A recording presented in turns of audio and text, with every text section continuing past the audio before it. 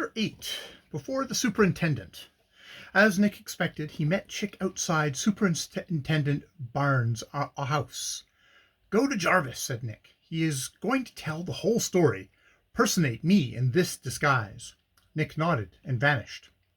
Within the house, Nick found Deaver in Superintendent's presence. Deaver's face was red, and he looked like a man who'd been kicking a stone wall until he is tired. "Mr. Deaver has lodged a complaint against you, Mr. Colton," said the superintendent with a twinkle in his eye. "What's the matter?" asked Nick. "He says that you ought to have had this man Jarvis electrocuted by this time." "I have proceeded with great caution," said Nick. "Yes, you have," said Deaver. "You have been very careful to shield Jarvis every step. He is a rich man, Jarvis is." "Deaver," said the superintendent surlily, "I have delayed answering your complaint until this time because I wished to have Mr. Colton present to hear what I said. And now, what I have to say is this. Don't you venture to hint at the shadow of a suspicion of his integrity. I'm entirely satisfied with Mr. Colton's conduct. I sustain him absolutely. I have put this case in his hands, and there it stays." Deaver quailed at these words, but his natural obstinacy came to his aid. "I can get a warrant for Jarvis's arrest," he said. "Go ahead and do it, and make a fool of yourself," replied the superintendent. "With your permission," said Nick, "I advise Mr. Deaver to remain here. Meanwhile, we will send a messenger for the witness, John Flint, whose testimony seems to me to be of the greatest importance." "Proceed just as you wish," said Burns. The messenger was summoned and dispatched. While they waited for him, Nick reviewed in the presence of the superintendent and Deaver the evidence against Jarvis. Some of it, as the reader knows, was news to Deaver. He seemed surprised to find the case supported and strengthened by the man whom he suspected of trying to weaken it. "I called that plain enough," he said, when Nick had finished. "I will withdraw my charge against Mr. Colton, if some action is now taken." "No action will be taken except on his advice," said the superintendent. Deaver became excited again. He ran over the evidence and insisted on an immediate arrest. Nick said nothing, and the superintendent maintained the calm of an iron statue. When Deaver had exhausted himself, Nick spoke. "I promise you an arrest in 1 hour," he said. At this moment a card was brought in and handed to the superintendent. "From Chick," he said, aside to Nick. "He and Jarvis are waiting. What do you say?" "Let them come in," said Nick. They were admitted. Chick, as the reader is prepared to learn, appeared as the exact counterpart of Nick. Deaver was struck dumb with astonishment at the sight, and the doctor's eyes nearly fell out of his head. Byrne smiled and muttered, "Clever." "Which of these two men do you complain of, Mr. Deaver?" he asked, enjoying the man's mystification. But Deaver did not reply, except to mutter something about the interference of the devil in earthly matters. Dr. Jarvis, with some effort, recovered some portion of his composure. "Well, sir," said the superintendent, addressing him, "I suppose that you have something to say to me." "I have, sir," replied Jarvis, "and no man could be charged with more painful disclosure." "Speak up." "I am guilty of the murder of Patrick Deaver." This confession produced no perceptible effect upon Nick, though the reader cannot have failed to perceive that the great detective had been working with the conviction of the doctor's innocence. Of all the persons in the room, Deaver exhibited the strongest emotion. He gasped. He sprang to his feet and then sat down again heavily. "What do you say to that?" he exclaimed, turning to Nick. "I'm waiting to hear Dr. Jarvis's story," Nick replied. "Yes," said the superintendent. "Let us hear all about it." Dr. Jarvis tried to speak, but the words would not come. He staggered and fell half fainting into a chair. "I cannot tell it," he said, when he had somewhat revived. "Wait until I am stronger." "Perhaps that will not be necessary," said Nick. No, why should it?" said the prisoner in a faint voice. "I confess, and that's the end of it." "However, we would like to know more fully about this affair," said Burns, and he looked inquiringly at Nick. "Let me tell the story," said Nick to Jarvis. "If I am right, you only have to nod. That will do for the present occasion. We are not taking testimony."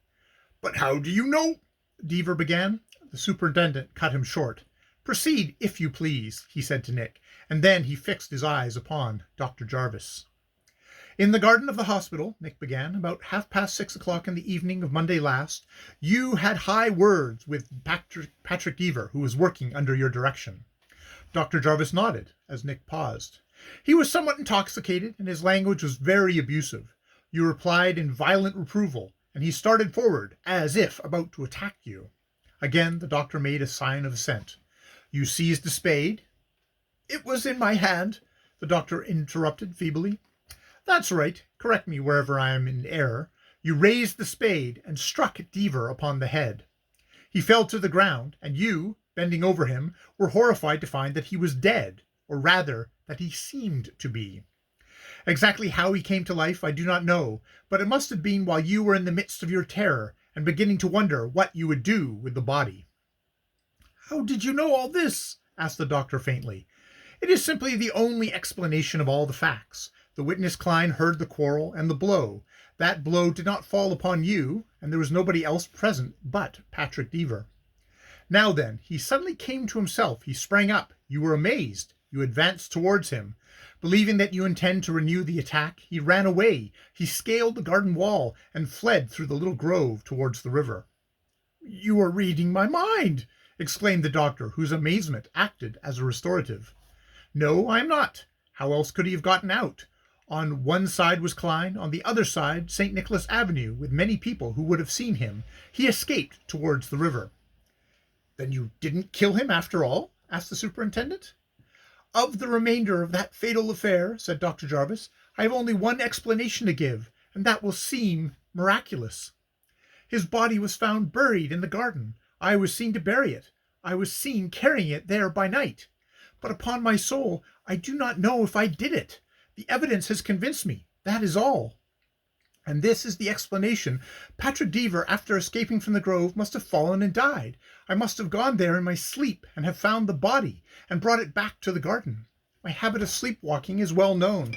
I have done things which, from a scientific point of view, were far more marvelous than this.